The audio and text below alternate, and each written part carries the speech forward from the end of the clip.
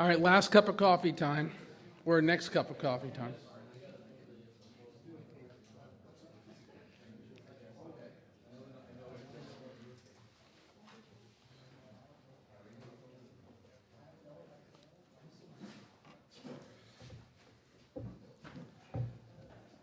Good morning, everyone. Good morning, Les. One more time. Good morning, everyone. Good morning. That's a little better. Okay. We like that. We figured out during our networking time that since October, it has either been raining or snowing. So my feet are ready to sprout webs, and those of us on the East Coast are getting drenched. Those of us in the Midwest are getting flooded, and those of us in other parts of the world are nice and dry and roasty toasty. So take it for what it's worth. We have an excellent presentation this morning, and I'm very happy that Gerd is here with us this morning, and we look forward to his presentation. I also want to let you make note of our sponsors. It was interesting yesterday. I was on the phone with our bank, M&T, and I said, you know, we have a whole list of sponsors here regionally. Who's missing? She says, me? And I said, uh-huh. So their check is en route, and if anyone would like to become a sponsor of these breakfast proceedings, we'd love to have you and love to discuss with you how this works and what's involved. Ralph Mitchell is our liaison locally, and he'll be happy to assist you and get you through the process. So thank you to our sponsors, thank you to our caterer, thank you to our host, Media 721, for the venue and doing what they do. So without further ado, here's our agenda this morning. From time to time, I'm asked to participate as a judge in various business plan competitions around the state. And then I gotta tell you, of all the things that we do, that's probably my favorite.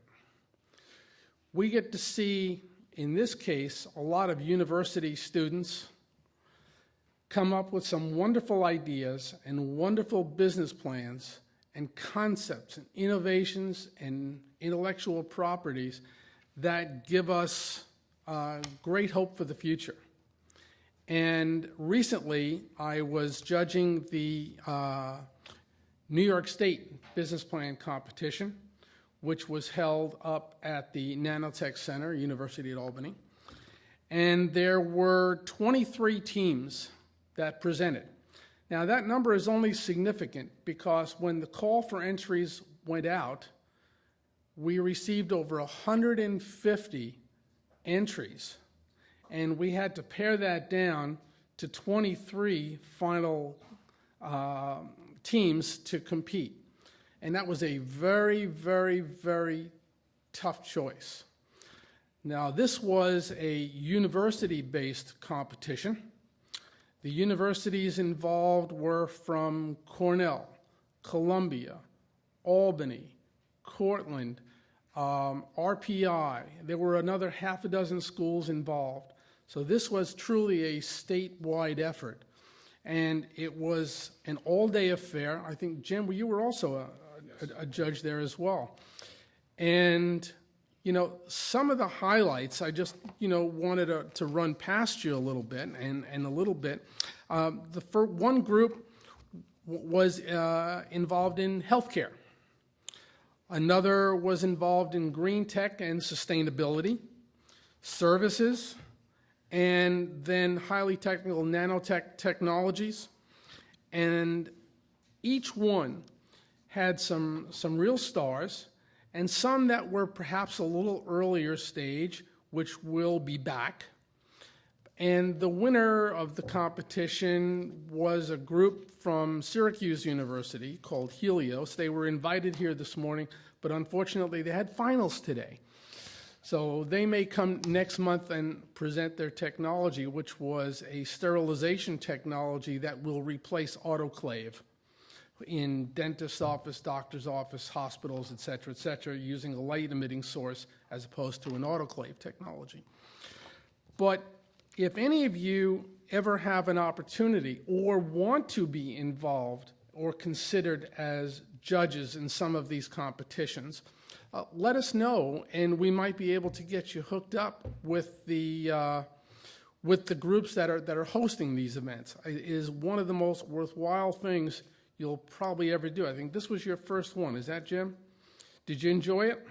It was stunning. It's really an interesting way to go. In this particular event, and for the first time that I can remember in a long time, there were significant cash awards that were delivered to the winners.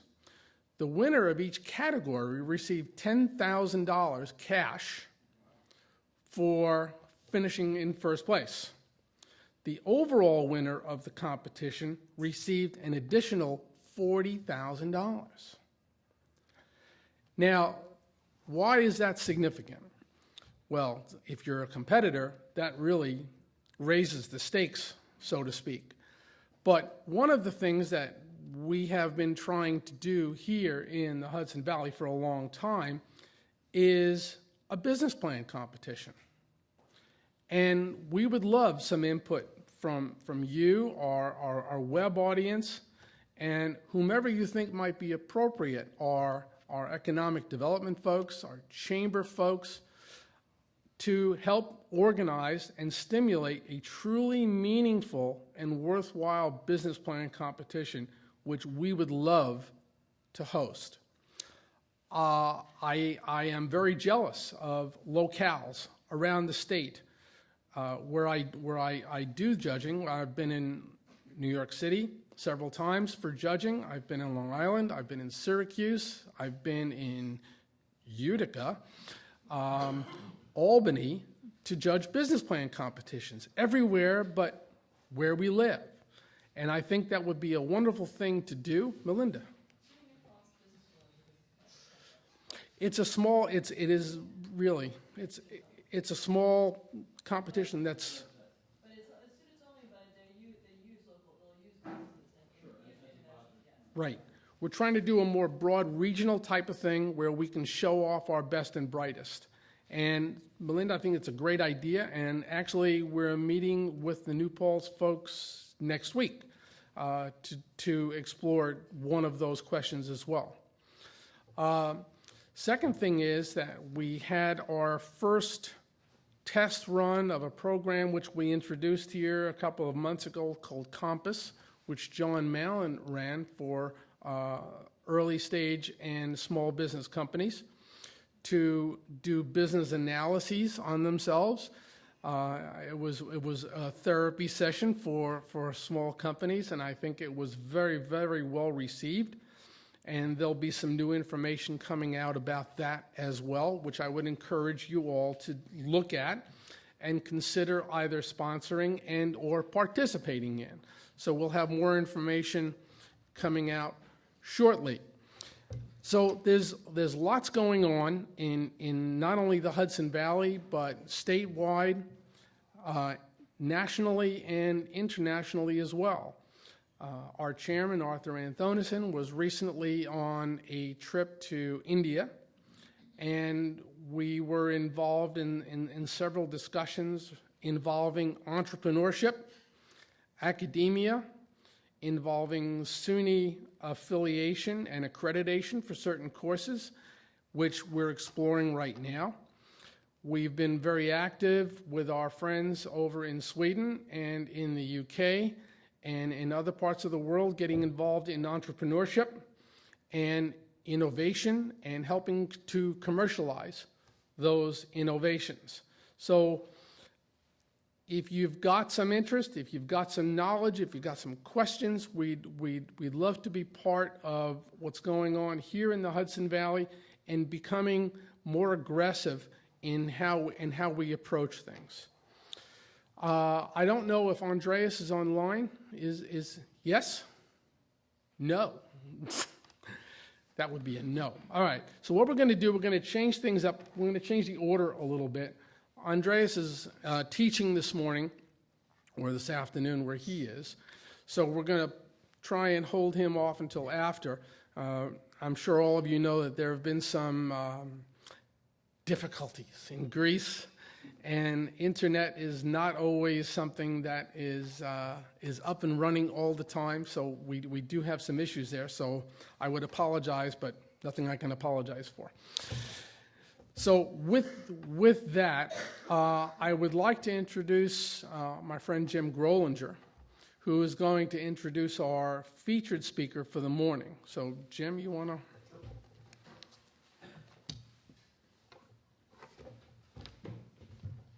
Thank you. You're welcome. Good morning. As Les said, my name is Jim Grolinger. I am pleased to be here, and if Les will turn around for 1 second, he will tell me whether I will be the guest speaker June or July. June. Okay, so in June, I'll tell you more about me. But for the moment, I'll give a little introduction because it's important to how I'll introduce who is our guest speaker this morning, Gerd Neumann. I run two businesses. I run the Clean Energy Alliance, which is a national association of clean energy business incubators. That's how I came to be a judge in the competition that Les was just describing. I also run a publicly traded small investment company named Heartland Bridge Capital. On behalf of my activities at Heartland Bridge, we were looking recently at making an investment in an energy efficiency company. And when I was doing the analyses of that business, something about the sales side of it just didn't strike me right. I'm a technical guy. Years ago, I was actually a qualified chemical engineer. Now I'm just an ordinary businessman. And so my analytical skills have disappeared slightly, but I looked at the sales and I said, the technology looks to be working, but I don't see where the business is coming together.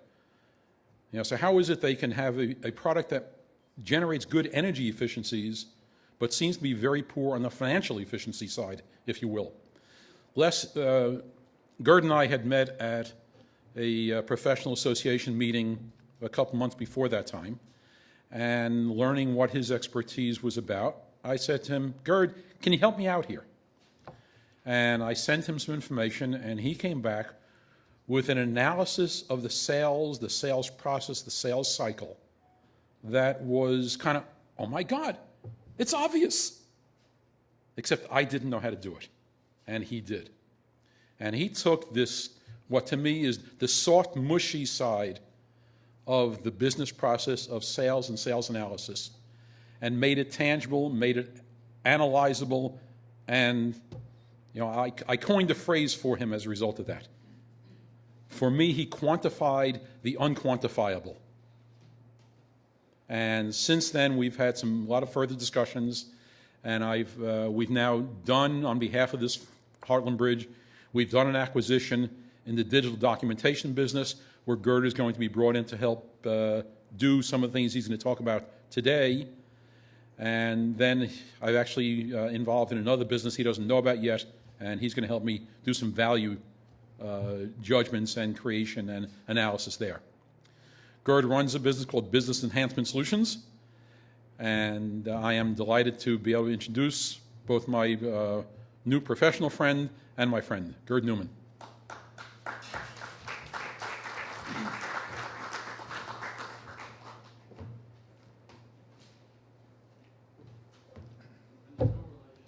No relation. We trace it back to the 16th century.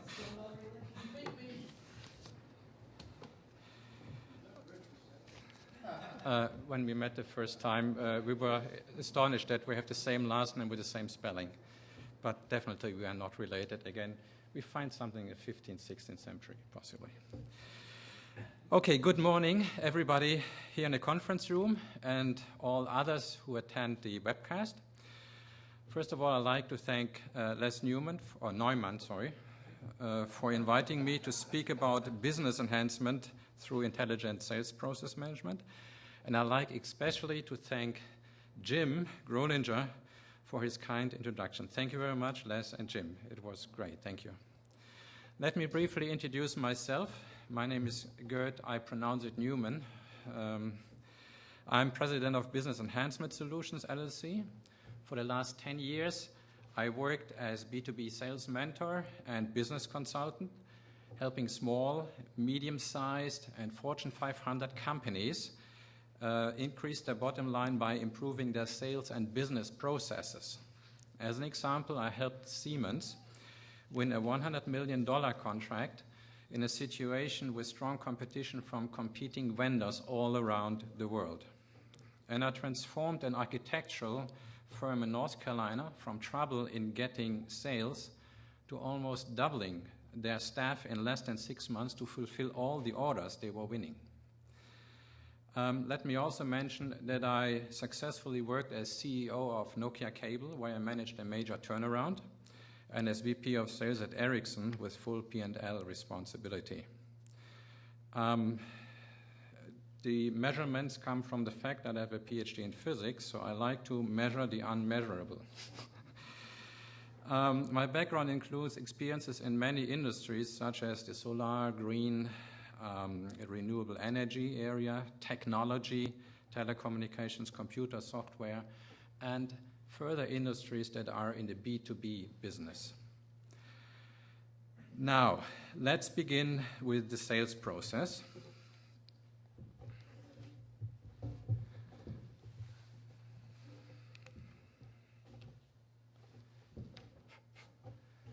On the left-hand side, you see the pre-sales tasks. On the right-hand side, the sales process. The 4 top boxes here define things that marketing does, and they are required to start with lead generation, finally end at the sales process. That's market definition, market segments, and so on, target customer definition, and so on. The leads generation part, lead generation can be done by database research, trade shows, and at any event where company employees can get business cards from potential leads. All the leads go into the barrel of leads, which is nothing else than a major database. There are 3 major processes that run on these on this database inside the barrel of leads. First one is lead verification, qualification. That's the first time that research is done on these leads in order to figure out if these leads are really interesting for the company. That's a very important filter tool. Whoops, pushed the wrong button. Oops. Okay. The second important process, that is follow-up, keep in touch. This is run by the companies, sending out newsletters, information about the company, the products, new product launches, and a lot of other things. This is an ongoing, continuing process. In most companies, the part that I described right now, this part, that is typically done by marketing.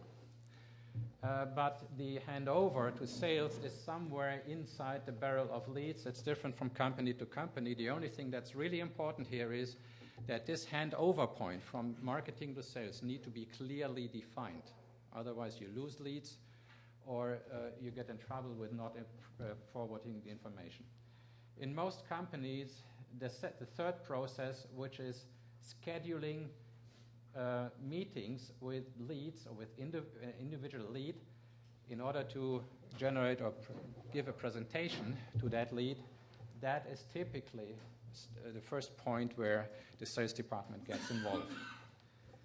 Now, this presentation can end with 2 outcomes. If the lead is not interested, the lead goes back into the barrel of leads, because it doesn't mean that the lead will be never interested. Right now, the lead is not interested, but in the future, they may be interested.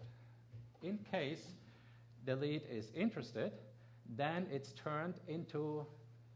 moved into the barrel of prospects. And that's where the sales process begins. This day when this happens, that is the starting day of the core sales process. Within the barrel of prospects, there are 2 major processes in itself. One is a professional selling process that consists of, for example, business analysis. So people have to understand the business, the requirements of these prospects, and also the market environment they are working in, especially also their objectives. This is used to define values. We will come back to this in more detail later and to present the values, but also to combat competition. The second major process here is relationship management, which means increase the relationships, especially to decision makers within time until the time of the decision. Okay, the objective of working with these two major processes is to win customer agreements or win an order. After that, if that has been done successfully, the company has to fulfill the order by doing project management, operational management, and whatever else is required. But one thing is important, the customer now goes back, from a sales point of view, back into the barrel of prospects because repeat business is even easier now.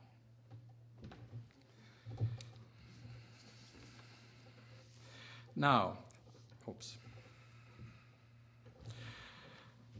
how is the sales process measured? In most companies, the only measurement is the final output of the sales process.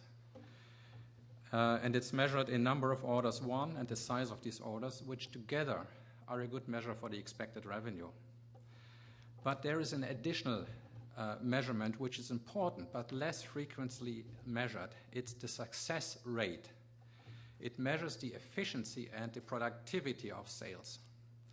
Success rate is defined as number of orders won divided by number of orders attempted to win.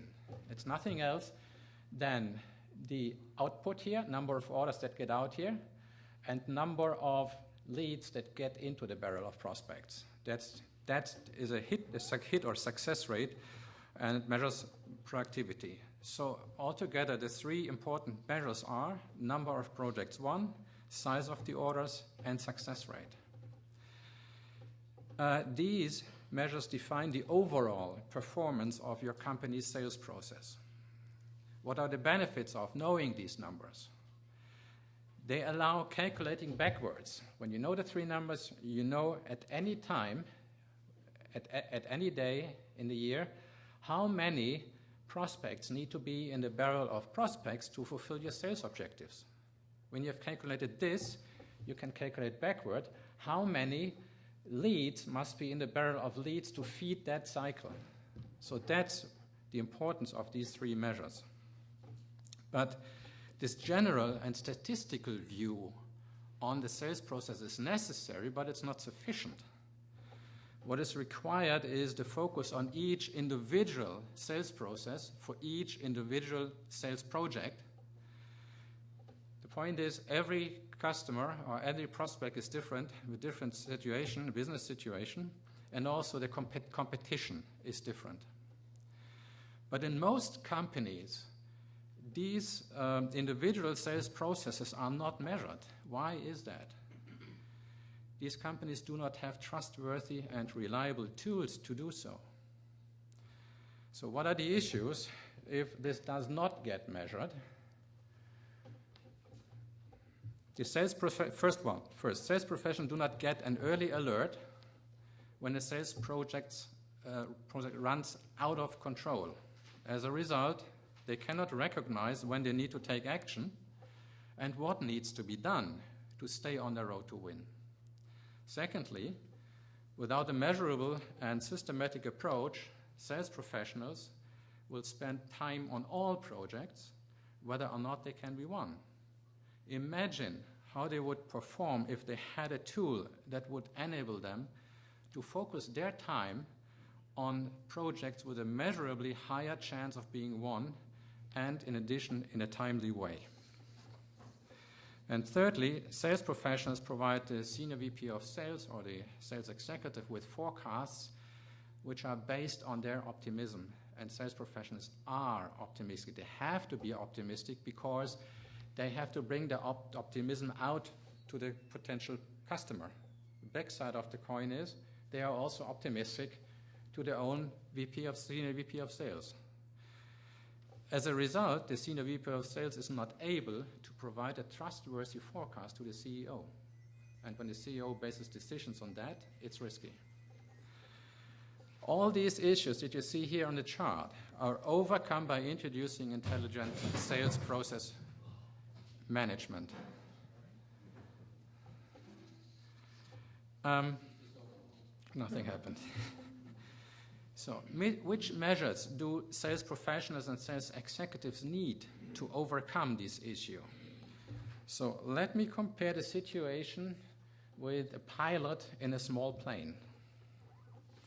There are two instruments the pilot needs the most in order to fly the plane. Two that are really important. One is altitude, the other one is speed. So when the altitude is not high enough, the plane will crash. If the speed is too low, the plane will crash also. In sales, these two meters, or these two instruments, measure the professional selling factor and the relationship factor. The professional selling factor utilizes measurable sub-goals to be achieved at the prospect, and the relationship factor utilizes measurable achievements in the relationship with prospects' decision makers. Both factors are clearly defined from 0 to 100% in steps of 10%. So sales professionals cannot guess on their own, what they always try to do. And both factors do not depend just on actions performed by sales professionals. Instead, they measure the prospect's response due to these actions. And these measurements provide a much better view on how the prospect feels and if the prospect supports your company. Again, most of today's measurements base the measurement on the sales professional's guesses or just on the actions they do, but not on the response. Now, how does intelligent sales process management look like? This is a chart drawn from an Excel sheet. I just want to make sure that the key point is the date, because when the time passes in a sales project, the objectives become more important, more tougher. So the time is updated every day when the date is updated every day when the salesperson turns on the computer. Oh.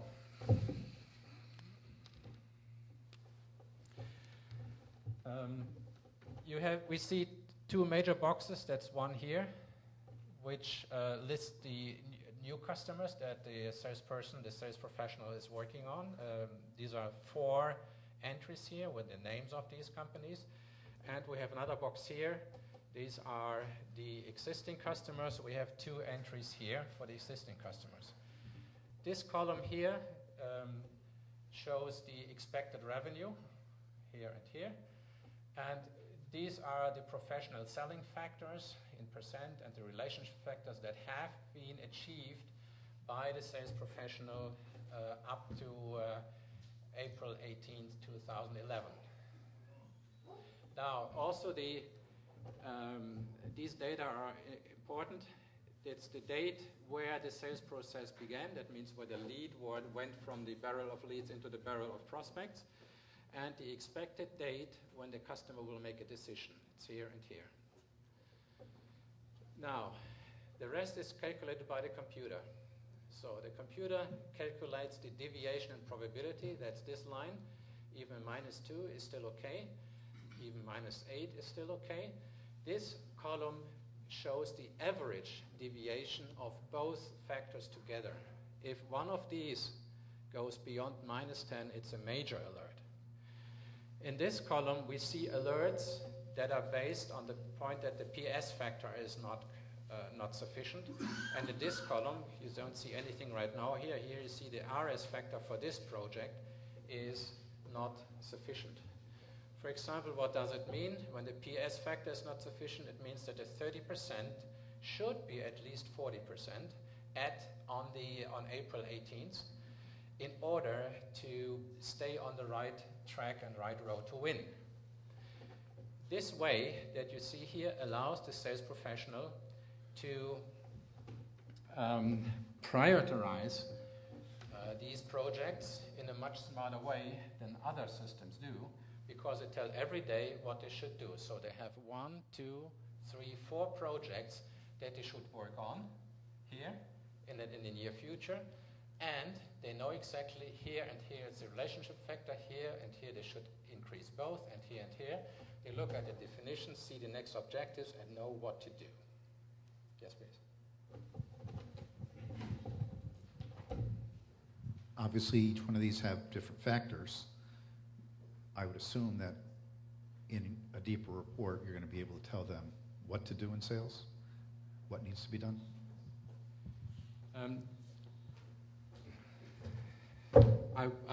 The time is not enough to define clearly right now the definitions that are behind these factors. But these factors set objectives in the professional selling and in the relationship side. It's even a step higher objective to be achieved. Now, what can happen in a way that he wants to, or he or she wants to achieve 40%, tries over the customer achieve the objective, but it doesn't work. That's because it's dependent on the positive feedback from the customer. It doesn't work. In that case, the sales professional will go to the senior vice president and say, well, I have an issue here. And the senior vice president can make two choices, has two choices. One choice would be, say, okay, I try to help you.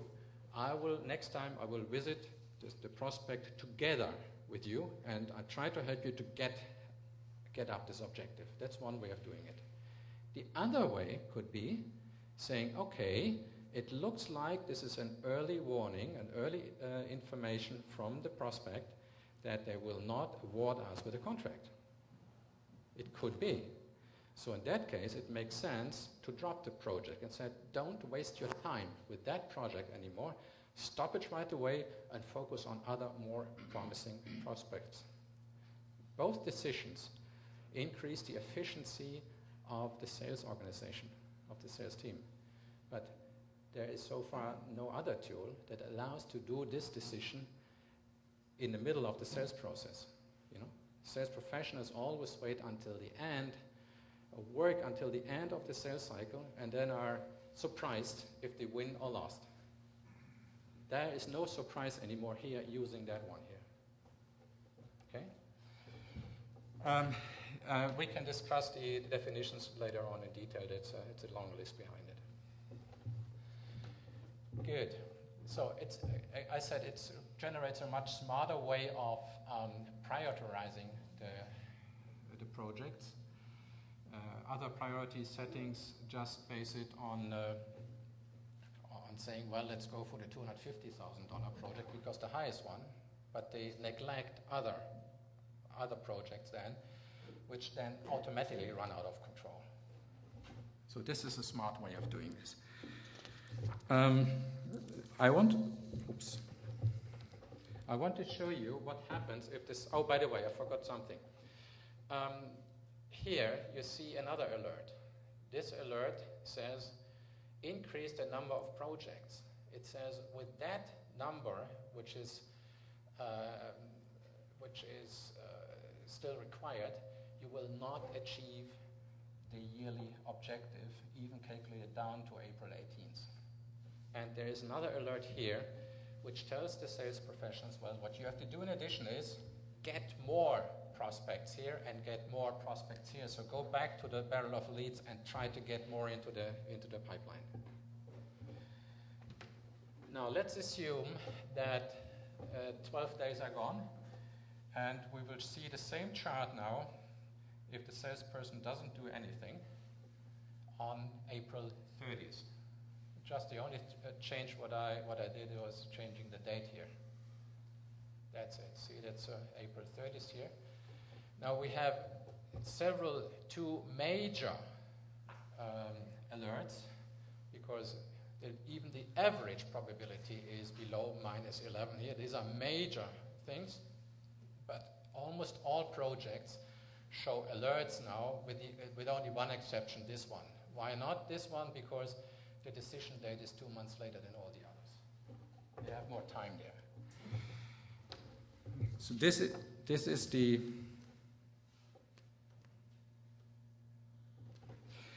is the beauty of the of measuring the sales the sales process.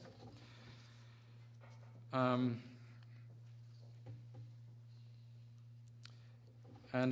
from this I want to move on to what needs to be done in case the ISPM provides an alert, one of these alerts. Let's focus on some tools which are required to achieve the next level of the PS and RS factors on the road to win profitable sales projects.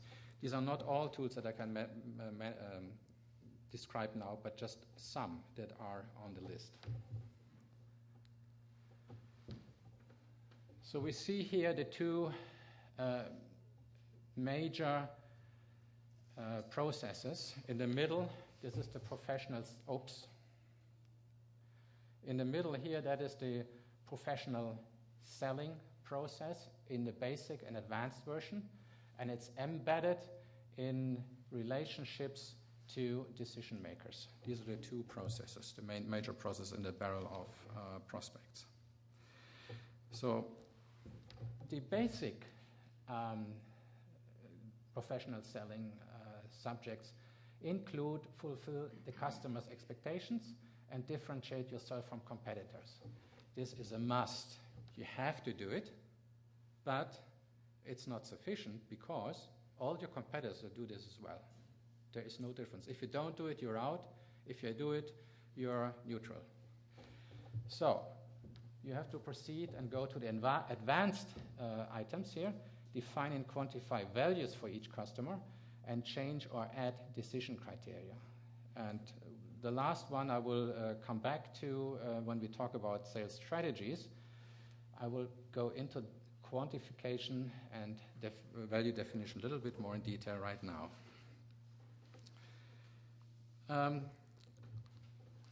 Sales professionals typically need to precisely define at least 5 to 7 individual value statements. That's just the rule of thumb for each prospect.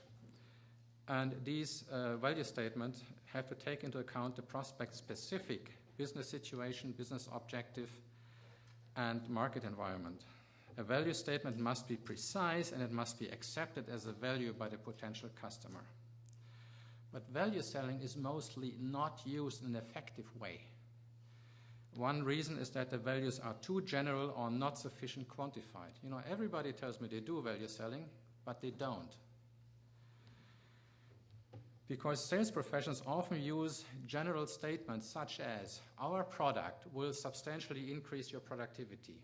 Or they say, our product will save you several $1,000s per month. So the typical reaction of a decision maker, especially the CFO, is, yes, you're right. This is a value for us, but you're still too expensive. And there goes the value and the margin and possibly also the sale. Now let's focus on how to avoid this situation and a possible price reduction. Of course, your prices should not be out of range compared to your competitors, but they don't need to be the lowest to win large orders. So how is this achieved? The magic approach is quantify each of the values. And there is a systematic process for value quantification and for attaching a comprehensible and correct amount to each value. I can't go into depth in that statement right now because that would fill another half an hour, but there is a process to do this. The next step is to present these quantified values in a return on investment chart as seen by the customer. This is a very, very simplified version, but I wanted to show you the point that I want to make in the end. What you see here is the time. Here's the time from 1 to 9 months. this here are the costs for the customers. So they have to pay your company in the beginning an amount of $120,000 in the for the products or services. So for the customer, this is seen as a negative point. But then the customer enjoys 7 quantified values. 5 of them add up to the blue bars here, and 2 additional ones add up to the red bars. So in total, they enjoy values of 50,000 per month then. As a result, this is the resulting curve, which is very, very simple. The return investment point is 3.5 months. Now,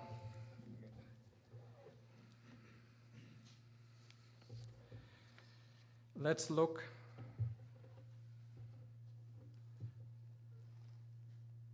the comparison to your competitors. See, there is a cheaper competitor. That cheaper competitor offers the same product for, or similar product, not the same, similar product to, or service for $100,000. So when you just look at the price, you are 20% more expensive than the others. So just looking at the price, you are out because you're more expensive. But the point is, the competitor delivers the 5 blue values, but not the 2 red values. The red values are unique for you. That's typically companies that have a higher, slightly higher price. They have better values. The only thing you have to find that out and quantify them. Based on this, the curve from the competitor goes up that way and hits the return investment point here is about 4.4 months compared to your 3.5 months. But one more thing is very important. The difference in $20,000 here that the customer has to pay more turns into a profit of the customer of $140,000 after 9 months. Isn't that convincing? That's what the CFO wants to see and to hear. And the numbers, again, must be correct, and there's a way to make them correct. So you may ask yourself, why isn't such a systematic approach to value selling being used more often? The primary reason is that it requires real effort. It's not easy to do that. Making qualitative statements like better, faster, or lower cost, that's easy. Converting them into quantified statements like a 25% reduction in energy cost worth $3,000 per month, or a 62% reduction in standby expenses spent for dealing with possible power outage worth $10,000 per month. That's hard, especially when the numbers must be correct. However, that's where the sales results are. The professional value concept is a powerful tool to prove the financial superiority of your company's offering to potential customers.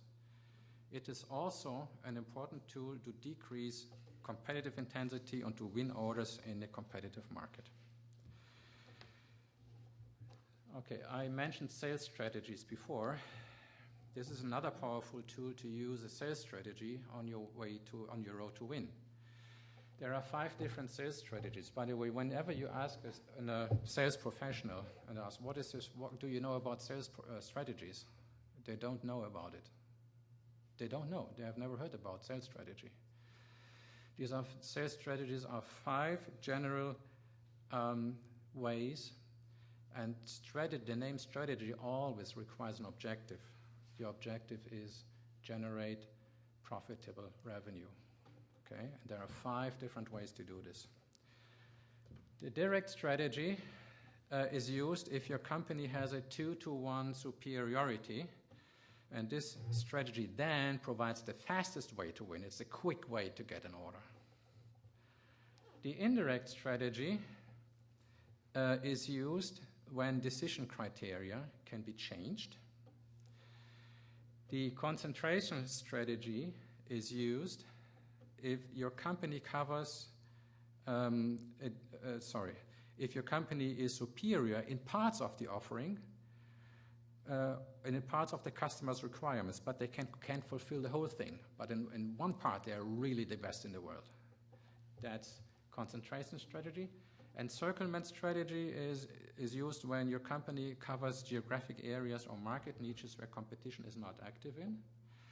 And the bypass strategy is used by answering the question which potential customers or business sectors are not covered by competition. So what is the strategy that is almost exclusively used by almost all sales professionals? There's one that they exclusively use, just one. What is your guess? The first one, the direct strategy. So, but it can be used only if your company, successfully used only if your company has a 2-to-1 superiority. There are just a few companies in the world that have this superiority. I want to name one, it's Apple. Whenever they bring out a new product, it's so unique, everybody wants to get it. Even they don't possibly need to sell. They just show it and they get it sold. This is a 2-to-1 superiority. If that is not the case, and your company does not have this, and more than 99% of the companies don't have a 2-to-1 superiority because there's always some competitor out there, possibly not with the same product and service, but with a solution that also would solve the customer's issue. In that case, using that direct strategy results in a price fight with your competitor. I can give you an example how it happens. Let's assume who will play the role of a customer? A volunteer. Be a volunteer. Volunteer, one play the customer. Okay, you. So you're the customer. I'm now coming from company A, and I make it 1 hour sales presentation to you. I make it very short in 2 seconds now. It takes in real life 1 hour. So I tell you, look, dear customer, we understand your problems, the requirements that you have. So we offer this, and this, and now you know we're the best. It takes 1 hour. Okay, that was short. Now, I turn around. Now, an hour later, you receive the competitor. So now this salesperson comes to you and say, hey, look, what we have 1, 2, 3, 4, 5. And now you know we are the best. Now what happens is, until this guy left, you think for yourself, well, they're almost the same, nothing's 2-to-1 superior. They're almost the same. Well, I could make a decision for this or for this one. Price is also comparable. It's not a big deal. They're almost the same. Things are the same. Well, both of them could be a winner. What is your criteria then? What you try to apply to decide between the two? Price. Right. Yes. You will say, okay, let's see who gives me the best price. So you're playing with them. And that is exactly what is required. What happens when the direct sales strategy is applied when you shouldn't do it. Thank you. That was the right answer.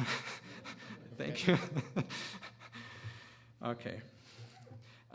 The indirect strategy, I said, uses decision criteria, when a decision criteria can be changed. Now, you say that's impossible. There are this group of decision makers. They have their criteria either written down or have it in their head, so they know these are the criteria. How can an external guy, especially somebody from a company that wants to sell something to them, tell them they should change or add their criteria? It's easy. I know it's easy. The point is, it all goes back to value quantification.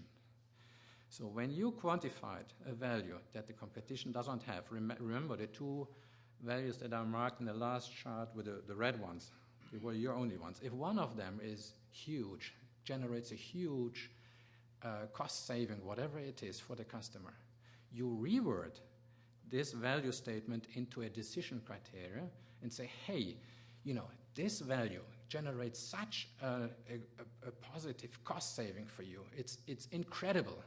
You should rank this quite high, or if you haven't looked at it, add it to your things. That's the way how to bring on a list, because these guys are looking at the financials and they see, well, It makes sense. Yes, this is a criteria that helps us a lot. Once they do this, competition is out. Okay, so let me summarize. Oops. What do? We implement a customized toolbox of systematic sales process, successful sales strategies, and powerful sales management tools in your sales organizations. And the most important, we apply these tools to your day-to-day business. It's easy for me to talk about it. It's more difficult to do it. But we do it and help our sales organizations to apply these tools and help them to win sales projects. So what are the benefits for our clients? Our clients enjoy an increase in revenue. We help them win key sales projects in their competitive markets. I mean, key sales projects are the most lucrative and most important ones for them. Increase the efficiency. We help them win up to 75% more sales projects with the same number of sales professionals, so they don't need to hire salespeople, which have additional costs. They use their people to a much better extent, and these guys are also happy because they earn a better commission. We increase the profitability. We help them win new customers without sacrificing price. And all this is a lasting implementation which will work and stay with them for many years. So thank you for your patience with me. I really appreciate it. Thank you very much. Gerd, I have a question for you. Yeah. Many of the people here in this room this morning, and a lot of our clients, are what you would call smaller businesses. Would your system be applicable for a smaller environment as opposed to just a large environment? Yes. These systems work for small, medium, and large companies. And what I see is that, especially in the small business area, the people have, let me say, developed their product. They haven't looked into sales very much at all. And they need it the most because they have to compete. Although some of the CEOs of small companies with a new business idea and a new product think, okay, we don't need to sell it, so we don't need to sell, the product sells itself. This is completely wrong. It is always competition out there. And the better these guys know how to sell, not only what they sell, the better it is for them, and they can benefit very much. Any other questions? Hold on, John. Hold on. I'm interested in how you deliver the service. Is it as a consulting firm or workshops or coaching? Yes. That is a good question. I need a backup chart now. Just looking which one it is. Oops. Chart 18, please. No, you're on your own. I'm on my own, okay. Okay. How it's delivered. It's again a process. We start with an initial seminar. The seminar can be half a day or a day, where we provide much more in-depth information. This one was just a little part of it. Okay. But this seminar allows the people to understand the language or what we want to achieve. But still, they are not able to do this because, as I said, this is not easy to do. After the seminar, we start doing B2B sales mentoring. For example, we spend one day individual with any sales professional or even the sales executive who has some special things to do. One day, one-to-one, one session is about 1.5 hours, where we, for example, develop values or whatever their issue is with their most important sales project. And at the end of a session, they have an action list. They have also more definitions and have to talk to the customer to get feedback on certain things that we develop, because we always involve the customer or prospect in it. So per day, with 1.5 hours per session, we can handle about 5 to 6, five projects. After this has been done, we will work on the same projects a week or 14 days later, because the sales professionals have to get in touch with the prospect in order to get the answers or get the feedback, which we will then use to continue from there. And then every 1 week or 2 weeks, we will sit together with the same people and continue to help them win that project. The sales mentoring session is a brainstorming session, but also it results always in an action list. Now, depending on how many sales professionals we have, of course, we may have 2 days in a row when we have 10 or 12 or more. So for small companies, we can be flexibly adapt this. For large companies, we focus typically on the largest projects they want to win, because we cannot handle 100s of salespeople, because there are needed too many people, too many sales mentors. But we will focus on the most important projects they want to win. For the small companies, we help them to start winning at all, and after they have won 1 or 2 or 3 projects by using this methodology, they can then get and doing this on their own. They start to do this on their own, but they need guidance the first 2 times to win. So that's how it's implemented. We have another question here. I realize this is a consulting-based kind of operation that you're proposing, but have you given any thought, or is there available a software solution to this whole management system? Yeah. First of all, I want to be precise with consulting, because the seminar sounds like consulting, but a consultant gives advice, provides advice, and then turns around and runs away. We don't run away. We provide the advice, and then we help them do it. That's a key thing, that what the consultant typically does not do. Now, what you've seen here, the intelligent sales process management charts that I showed this example, this is programmed in Excel. We can provide the Excel version, but we are also on our way to program it at salesforce.com. It's not yet done, but the Excel version is accessible and can be implemented on your company system, or can be integrated in another company forecasting system that you have already. I should also note that Gerd has agreed to become a mentor for HVCFI, and will be able to assist our clients using his process. And as well, we're in the process of discussion on organizing a formal seminar based on this process, and open it up regionally. So I think this is a big step for us and our clients, and we urge you to take advantage. You're in the phone number sounds like San Francisco. The 415 is a San Francisco phone number. The reason is I worked in San Francisco before I moved to New Jersey, so I kept the phone number. Sorry for that confusion. He's still in a foreign country, New Jersey. Any other questions? Gerd is going to be around for a little while, and he'll be available to answer any of your individual questions. I know there should be some formulating in your mind, and I thank Gerd for making this presentation. It's a very unique presentation for this group, and I think very professionally done. Thank you. Thank you very much, Les. Thank you. Thank you. Now I understand that we have Andreas on from Greece. They're going to switch over the cable so we can get a visual. Good morning, Andreas. Are you there? Nope. Okay. They'll switch it over, and we have the Skype connection already done. Let me just preface Andreas's appearance by letting you know that, yeah, we've all heard about a lot of the economic problems in Greece right now, and we've been discussing those off and on and the impact on entrepreneurship.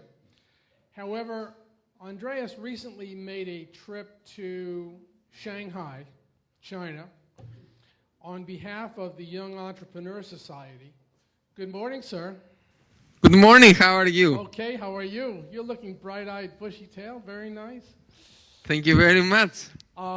So Andreas is going to talk this morning primarily about his trip to Shanghai, what you did, what you learned, and what you think are some outcomes. So take it away.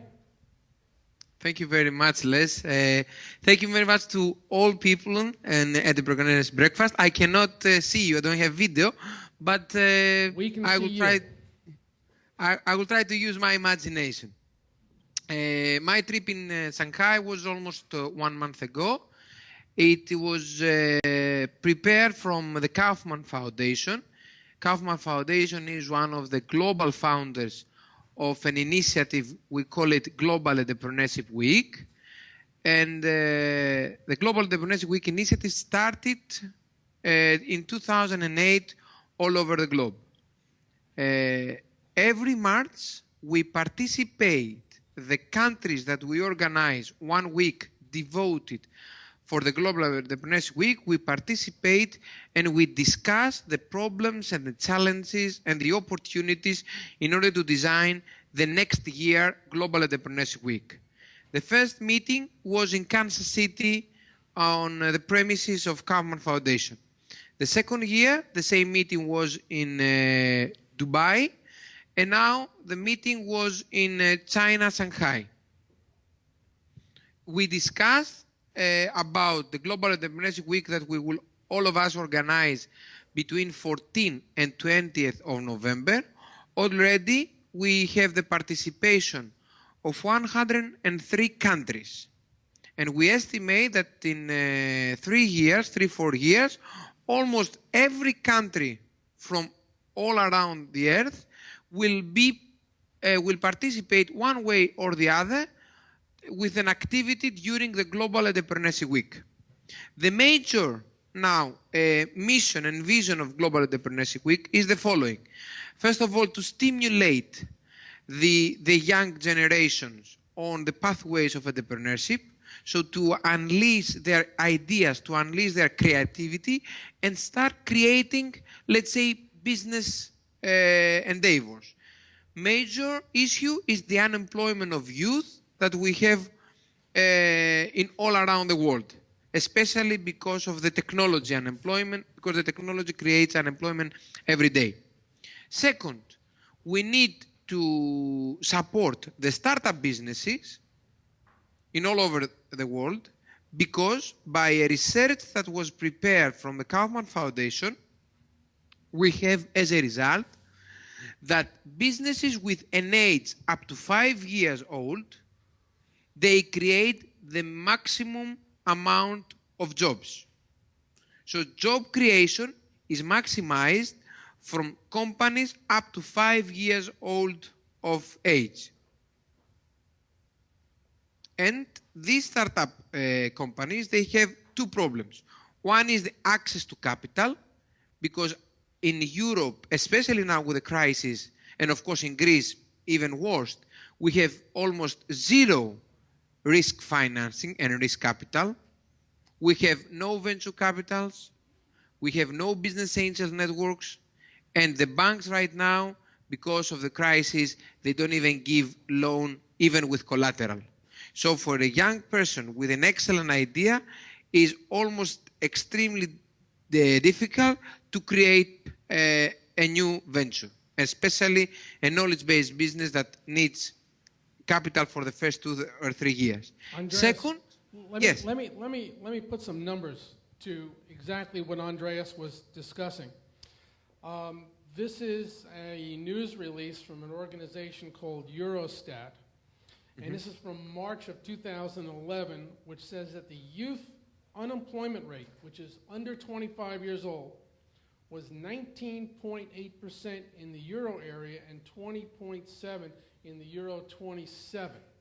Now, this is down just a couple of ticks from 2010, but you can see the magnitude of the problem with a 20% unemployment rate in the under 25 age group. Go ahead. Just to give you an additional number, specifically in Greece, unemployment of youth with an age range 15 to 44 years old, it is almost 37%. So imagine that the problem is quite tough for Greece and all around Europe. However, despite the difficulties and the problem of liquidity on the market, we have many positive changes. First of all, change number one, the public sector is becoming smaller and becomes more efficient. Second, young generation, they start thinking that their future is not only to go to a big corporation or to ask for a business on the public sector, but to create also something on their own. We never had that 5 years or 6 years ago. And third, the businesses now in Greece and in Europe, for first time, they start thinking that the domestic market, it is Europe and not just the local city or the country that they exist. This is something very easy to understand for you that you live in the United States, but for someone that he lives in Germany or someone that he lives in Greece or in Italy, we never thought the member countries of Europe that we can do businesses at European level. So now, despite the problems of the European economy, we have many, positive changes in the attitude of the European society. And also European Commission did many, changes. You saw that special mechanism that they invented in order to save Greece, to save Portugal and other countries that they had financial difficulties. We never had that support from European Commission as a country before. Is this part of the negotiations that are going on Europe-wide? I mean, just as an example, the unemployment rates for the same age group in Germany is 8.2%, and in Netherlands at 6.9%. So there's a tremendous disparity in the employment numbers between what would be more the ingrained countries in the early stage economy and the non-ingrained countries. Is this part of the overall negotiation to strengthen the emerging market countries? Yes. First of all, from economic point of view, they have to support euro currency. So they cannot leave any member country to default because we operate with euro. So if they do not support the member countries, they do not support euro. And I mean the strong countries. Second, because less is exactly as you mentioned. Some countries, they have a huge unemployment rate, and some others, they have a small one. So because we never operate as Europe. We had Europe just as a union, a legal and economic union, but never as a real union in all aspects. So now they try to create mechanisms to balance all these, inequalities between the member countries and to give to the member countries the same opportunities. We don't want just to give us money because we have debt. We want to have the same opportunities like Germany, like Italy, like France. Are there companies in the emerging market countries such as Greece and Spain, Portugal, seeking early stage funding from the more developed countries, and how is that funding being achieved, and is it going to work out long term? Yes, for the moment there are a good number of companies in the developing countries of Europe, let's say Greece and Portugal, Spain, but there is no risk financing, not only in our countries, but in Europe in general. European economy is very risk averse. We know that happens here as well.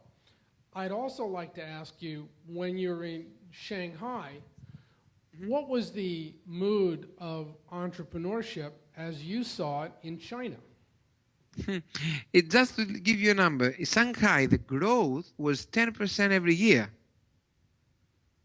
10%? 10% in Shanghai, the economic growth every year. The government tries to find ways to control a little bit that 10% growth every year. You know, it was interesting. A couple of months ago, there was a Kaufman report from China that said that entrepreneurship is the #1 aspiration for China's youth, where as little as 5 years ago, if you weren't employed by the government, you were deemed to be a failure. I assume that mood is changing, and it's evident. Yes, and I think that in 2-3 years we will have the same in Greece and in Europe in general. However, in China specifically, I saw many venture capital funds and business angels from United States that they already moved in China to support innovative businesses that they exist there. So as you can see also the trend that many American capital, a lot of money, they move in China for investments and speculation. Interesting. Any questions for Andreas? Harp, let me get you the microphone. Hello, Andreas. Thank you for your reports. Do you have an organization or a group that is facilitating entrepreneurship in Greece? Because I think if you don't, if you had one that had a couple of successful flagship projects, a lot of other Greek financiers would jump on board. Yes, you are right. No, for the moment, the last 10 years, we created, as Les explained to you, the Young Entrepreneurs Society. That means a network, an association of young entrepreneurs that connects, I'm sorry, young entrepreneurs of Greece and connects them also in Europe in order for them to have networks at the European market, to have the feeling that the domestic market of their operation, it is Europe. Now, another organization that we created almost 4 years ago is the Academy of Entrepreneurship, and actually we made a collaboration the previous August with the Hudson Valley Center for Innovation and LES to support American businesses that they would like to penetrate in Europe, and of course vice versa, European businesses that they want to expand in the US market, either selling products or services or receiving also financing. Formally, we do not have a public or a private organization that supports truly the businesses, at least in Greece. We have some incubators, but they do not work the same transparency and the same efficiency like the incubators that you have in the United States. Just to give you another information, last week I had a short trip in Portugal, and actually in southwest part of Portugal, where we signed a protocol of cooperation with Innovrigio. Innovrigio is a public organization, tries to support the innovation of 5-6 different counties of South Portugal. They have already polytechnic institutes, they have already incubators, but if you go to the incubators, the businesses that they are there are very few, so that means they cannot select businesses to enter these incubators, and second, there is not risk financing in order for the businesses that finally will be in the incubator to be supported for growth at European or global markets. Now, interestingly enough, you may remember about 2 months ago at this breakfast, we had our friend Tobias on from Ireland, and Tobias and I have been communicating regularly. And interestingly enough, the Irish government provides early stage capital to qualified companies, and which is almost entirely risk capital, which is then matched by either a VC fund, private investors, angel groups, or corporate entities. Anything like that on the horizon?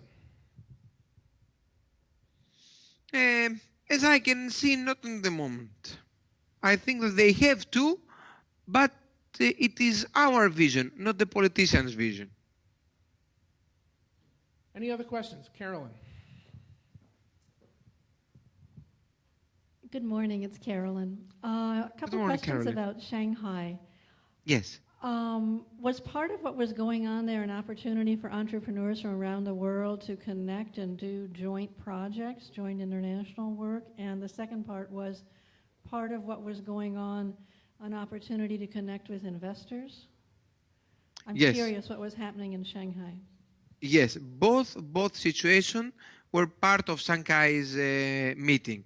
First of all, business people that they had something strong to compete in China's market, they could make collaboration, and also a lot of venture capital and business angels, they already exist in Shanghai, so they could support them. Now, to be honest, not many businesses from Europe, and at least from my contacts, they are capable for the moment to expand beyond the national markets. So our proposal to the government, because we try to influence first the Greek government and also the European Commission, is before supporting businesses with any public or private money, we have to invent and to create a very transparent mechanism of the selection process. And we do not have that. In Greece, we have many, board of experts, university professors, and, other public officials that they decide which businesses are competitive. But at the end of the day, these businesses are not the winners of the market, and sometimes they get financing, and in 3 or 5 years, they do not exist anymore. So the problem is not just to go to a new market or to make connections, is to have the right idea with a competitive advantage that you can have success in a new market. Andreas, are there any Greece government policies, in other words, extra favoritism to unions which continue to hold Greece back, more so than Germany and the Netherlands? Yes, we have some obstacles because, as you said, the trade unions are very strong in Greece. However, because of the presence of IMF and European Commission financial support, we have to follow a specific route, guidelines, because otherwise they do not give us the next installment for, the payments of the public sector mainly. So part of these reforms are, first of all, to decrease as fast as possible bureaucracy for businesses. That was one of the main obstacles in the past. I remember 2 months ago, the Prime Minister announced that you can create a business in 1 day, one-stop shop. That was something very, very new for Greece. Second, we have many fights with the trade unions in the streets. Sometimes you can see them on the news also. But at the end of the day, it is dead end. Even if a new government comes, they have to follow the same rules. Otherwise, we cannot take the installment from IMF and European Commission support. Any other questions? Andreas, as always, thank you so much, and give the baby a kiss. Thank you very much. Thank you for all of you this morning.